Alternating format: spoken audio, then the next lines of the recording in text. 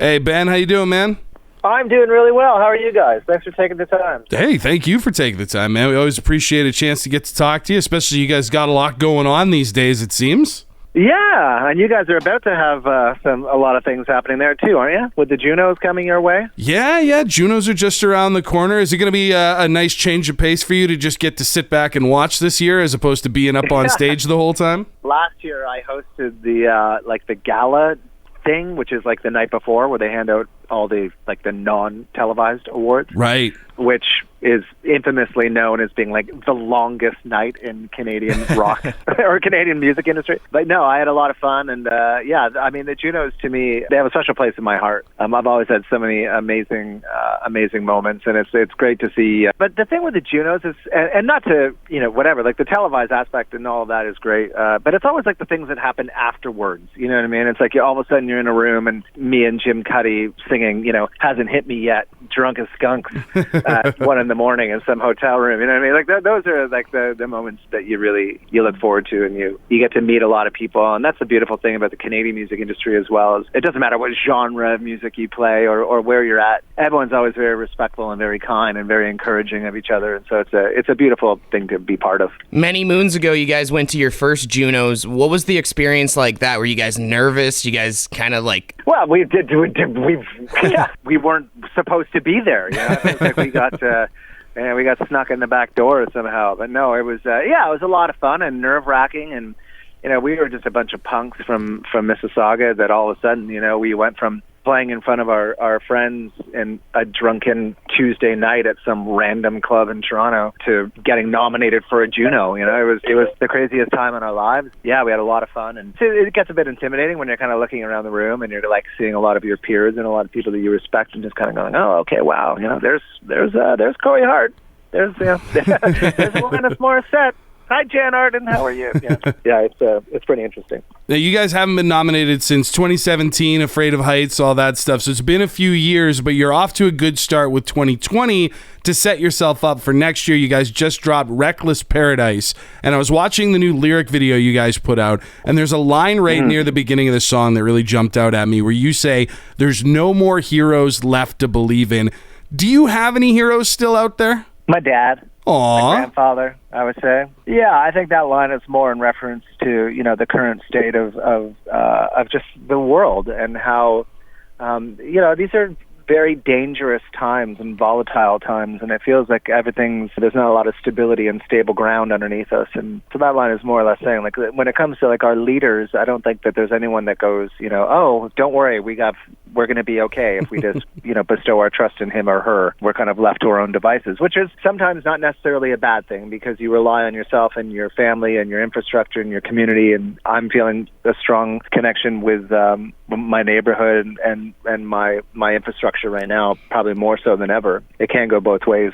Now, with the song Reckless Paradise and the lyric video that you guys did put out, there's a lot of political images and messages that come across. Does it feel weird being a Canadian band looking in on topics like this? Or I think it's way beyond politics at this point. I think this is just about decency. We're human beings on this planet for a very short time, and I think we've just been kind of blinded and misled down some roads to put too much weight into things that aren't worth it. When you really break it all down, it's about just being a good person and trying your best every day to make the world a better place, whether that be in your work environment or at your house or within your relationships or whomever you are or whatever you're doing. I think it's easy to say just be kind and try your best, and if someone needs help, you help them. So that goes beyond right wing, left wing. I read something recently that someone was saying, it's not about left or right, it's about going up, and I think that that's a very poignant thing for all of us to be striving towards.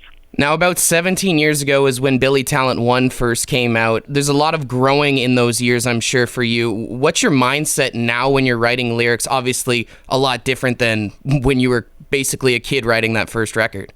It's never really changed. Ian and I write all the lyrics together, and we always have, and we always will. And, he is arguably the most brilliant songwriter I've ever met, and I'm so lucky to have him in my life. So, yeah, Ian and I, since day one, maybe back in the day, I kind of wrote more of certain songs, but we'd always are there for each other. And then eventually it just became like it's us just sitting in a room for multiple hours, days, weeks, years on end, kind of working on these things. So the approach has never really changed. Myself as a person, have I changed? Absolutely. We've all grown and experienced life, and we started this band when we were 16, 17 years old. Now I'm a 44-year-old man. So I'm a first-time father of a newborn little girl at home, a 5-month-old girl. So congratulations. Thank you very much, but I'm just completely enamored and in love with her, and so it's like your life changes, things happen, but the process has always kind of stayed the same. Ben from Billy Talent joining us here on The Wolf. Reckless Paradise is out now. The Forgiveness Project also out, Forgiveness 1 and 2 on Spotify now and on your guys' socials and on the internet. But you guys put together this huge video project for it, and so far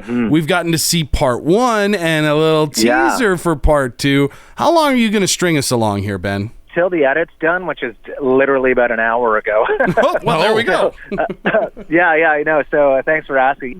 Just to kind of give people a little bit of a heads up, like we have decided on this cycle, so to speak, quote unquote, that we're just going to do everything differently than we ever have. And what I mean by that is, we released Forgiveness 1 and 2, which is probably the craziest songs we've ever released and written. Just there was no teasing it. There was no nothing. We just dropped it, and we're like, here to our fans. And then Reckless is our first kind of single, I guess. We're just going to slowly be releasing singles as they're done, and then release a record maybe in the fall with a batch that maybe we aren't going to release. But I'm literally just pulled into the studio now, and Ian's in there tracking guitar still. These songs we're probably going to just put out when they're ready. So it's been a very liberating experience because, people nowadays consume differently than they did before. And as much as I am, a big fan of getting a record and sitting with it and listening to it, reading the lyrics and having a glass of wine and really digging into it, nowadays people don't do that as often. So we've been trying to be a little bit more mindful of how they like to listen to music and when they listen to music. And so we're kind of just releasing it in singles. To that point, we're applying that same philosophy to the videos. It used to be like standard shoot rock video in Urban Decay setting, and there you go, right? But we've decided that was something that we didn't want to do, and not to ramble on too much about it, but we hired our friend Michael Maxis, who's a brilliant director from Edmonton, who's done some videos for us, and we kind of wanted to create a short movie, like a short film, and release it episodically and have our music kind of accompany it, and the lyrics loosely kind of tie into the narrative of the story, to which we've been very fortunate because we've had, not that any of us in the band are big UFC people, but we've had Rose Namajunas, her first time acting, who's a very popular fighter, and Cowboy Cerrone, who just fought Conor McGregor last week or 2 weeks ago or whatever it was. So they're both the leads in this through friends of Michael. So they've just been doing an amazing job, and it's this crazy, bold, insane undertaking that we've all done, and it's turning out to be very special. So all of that being said, the next episode of the short film, comes out next week. So yeah. Ben, I'm trying to start the rumor around these parts that Donald Cerrone lost that fight because he was working too hard on your guys' video. Do you care to confirm that? Jeez, I really hope not. That would be the worst. No, but suppose he's a really nice dude, and he's been very accommodating with his time, and I'm sure that didn't go the way he wanted, but he's had a very illustrious career, and hopefully he'll be on to new, bigger and better things eventually. Now, I know with Forgiveness 1 and 2, a lot of people were surprised with the saxophone on the song. Can we consider Billy Talent a ska band now? No. I mean, if that's what you're taking, that was kind of our very Pink Floyd-y kind of part, which we're huge Pink Floyd fans, so it was fun to kind of dabble in those waters for a bit, and it just felt right. And I know Ian was, had originally kind of walked in the studio, was like, hey man, what do you think of this? And I was like, oh my God, that's the best. And so we decided to keep it. I think Ian originally had written it as like a guitar solo, but then we tried it with the sax, and it just worked.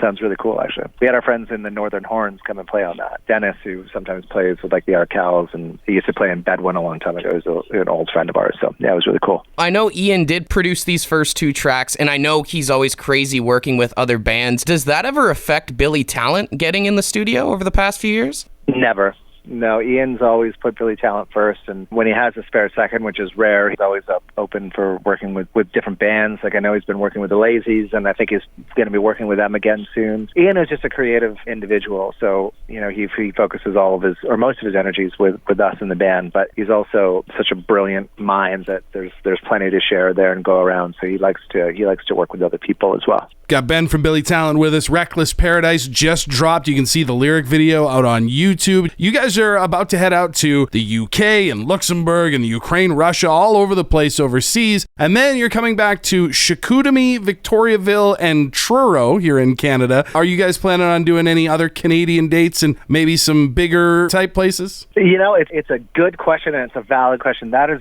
all happening kind of at the moment. You know, we're planning our Canadian tour. We're looking at our routing. We're also to that point of my long rambling explanation of how we're doing things. That's also going to apply to like how we play and where we play. And we're just going to try to maybe do some things that we've never done before in places that we've never been before, and different rooms and just different feels. So yeah, I wish I could speak more to it, but hopefully sometime in the fall. That's kind of what we're talking about right now. As long as you're thinking of us, we'll take it. Well, always thinking of you guys.